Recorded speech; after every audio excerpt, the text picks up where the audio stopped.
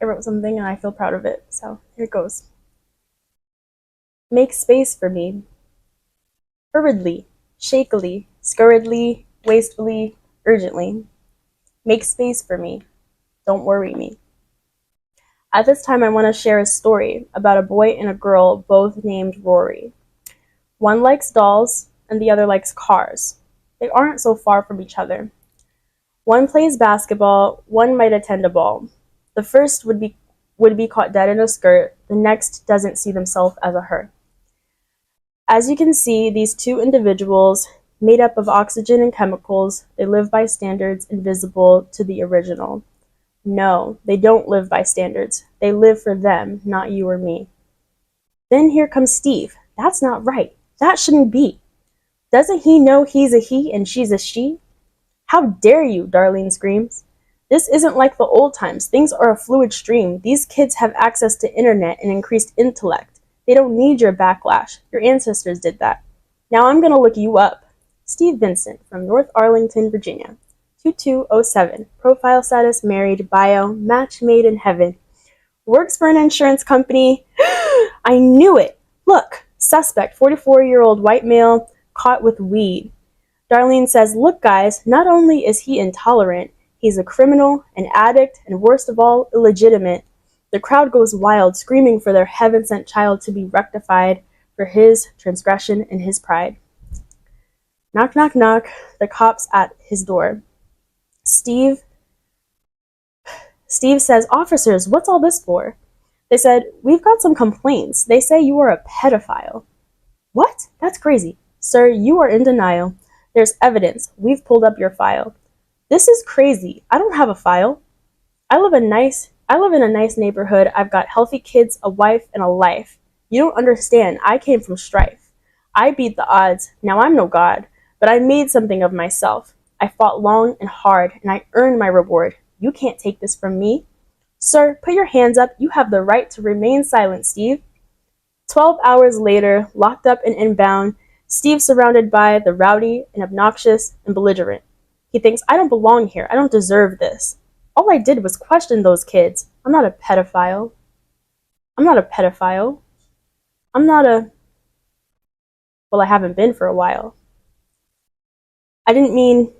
Maybe I did, but I was only a child. Fast forward at 7 a.m. Steve hasn't slept in a while. Been up all night contemplating that night when he was a child. It was humid. So much so, he began to sweat. It was Craig he met. Craig asked him to undress. Steve clutches his fists. He didn't remember this. Now stuck in his cell, his memory precedes him. He was 14 and it happened very quickly. Now 30 years later, the guilt catches him. He's sweating profusely and shaking profusely, screaming at them.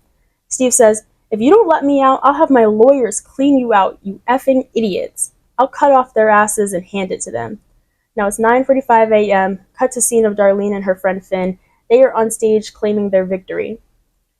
We just did what anyone would have done. We must weed out the bad seeds.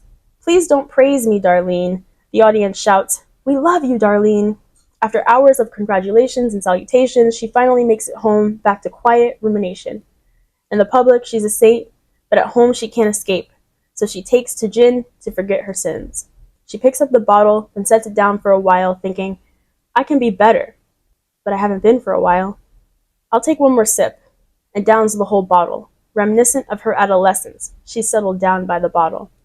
And as you can see, they laid two separate realities. While Steve awaits trial for a crime he didn't commit, Darlene receives praise for a transgression against a sin. Yet Steve holds outdated views and resists against obscurity. Darlene avoids responsibility by forcing others accountability. Two individuals' contradictory lifestyles brought together for a while to rectify a guile. Then, like me, you may be wondering, what happened to the child whose existence started all of this, the child whose self-expression shed light on their sins? The child knows nothing, living peacefully in a tucked-away village. No phones, no technology, no social media to witness. Probably completely unaware and oblivious to the commotion they've struck up in the lives of their audience. For the two kids, one Rory and one Rory, it makes no difference what she plays and what he reads. They meet every day after dark in the park to play on the swings and pretend they have wings. They laugh at Snark and sing songs and talk about art. The first likes trees, the second likes leaves. It makes no difference what each other likes, because they both enjoy the weeds.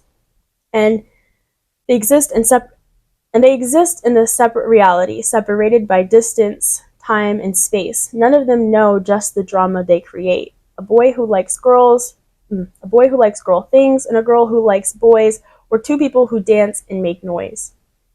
In each story, there's one girl and one boy, each affecting each other, each a part of the same void. And in the end, no matter how the stories end, their lives would have been much better if only they would have offered space to one another.